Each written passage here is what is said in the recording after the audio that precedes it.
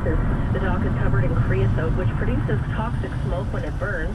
The fire broke out around 6 o'clock yesterday evening. There's still no update on a cause. Reporting live, Jill Drews, News 1130. Let's talk about the other big local story today. The Trans-Canada is set for some major upgrades on the North Shore to the tune of $100 million. News 1130's Martin McMahon tells us 2 new interchanges are the highlight of the project, eating up about 3/4 of the budget. One of those interchanges will be at Dollarton, with the other on Fern Street. The aim is to make traffic flow smoother between Mountain Highway and the Iron Workers Memorial Bridge along the Trans-Canada. This is also first and foremost about quality of life. This is about enabling families to spend more time together. You know, leaving a little bit later in the morning to get to work, or a little bit earlier in the evening. That's more time with loved ones, or more time to be doing what is important to you. That was Transportation Minister Todd Stone.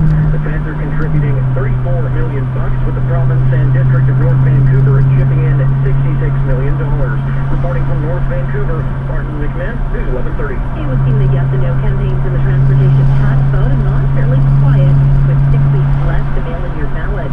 We asked political strategist and communicator Elise Mills what the reason might be. What may have actually happened is that both sides are pretty locked in, squared into their sound bites and messaging, and maybe they've lost some momentum because the messaging is somewhat stale. As she says, it's important for both sides to find new ways to engage, especially with a 10-week-long voting period that may be causing procrastination.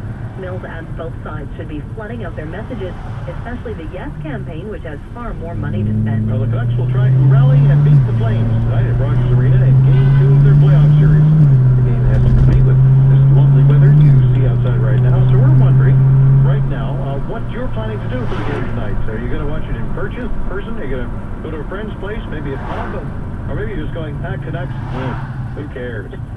Karu. Is that how do you pronounce his name? I guess so. Tweeted us to say he plans to watch the game in Tokyo on his iPhone. He's in Tokyo listening to us right now. How about that? Huh. Anyway, so Karu, thanks for tweeting us.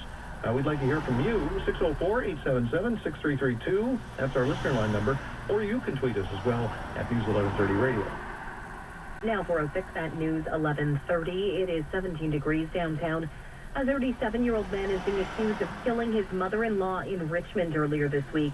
The body of 66-year-old Elaine Lesnop was found in a house fire on Cornerbrook Crescent on Monday morning. Her grandson was also in the house at the time, but is not expected to live.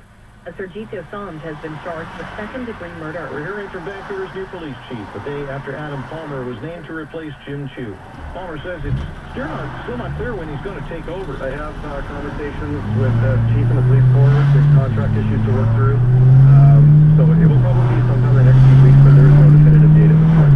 Now, Palmer says he'll continue Chu's legacy by running a transparent police force. And News 1130's John Strait tells us the search to replace Jim Chu came down to 2 candidates. The candidate who didn't get the job is Deputy Chief Doug Lepard, who withdrew his name. Retired Delta Police Chief Jim Sussford says by going with Lepard, they would have had a straight shooter. Very upfront, very direct type of a person. Sussford says Deputy Chief Palmer is someone who likes to engage the community. Works more with people and works hard at developing relationships and that. Meanwhile, the Delta Police Department is still looking for its new chief, but Sussford doesn't think Palmer was in the running for that position. He believes Delta should announce its new chief by the end of next week.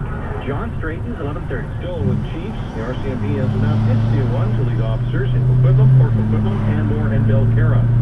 Superintendent Sean Maloney is a 33-year veteran of the force, take over for Claude Wilcott, who retired in February.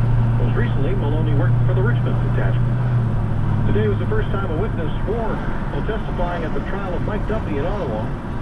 Apparently, Duffy wasn't happy about what was being said about him online. Mark Bourrie, the journalist, actually did some work for Senator Duffy, trying to take a lot of these negative comments off of these websites. Much of the comments had to deal with his work as a parliamentarian. But he did say in his testimony to describe how nasty some of the comments were. Somebody called the senator a fat expletive deletive, and he said it on the trial. He said, would I be the first one to swear?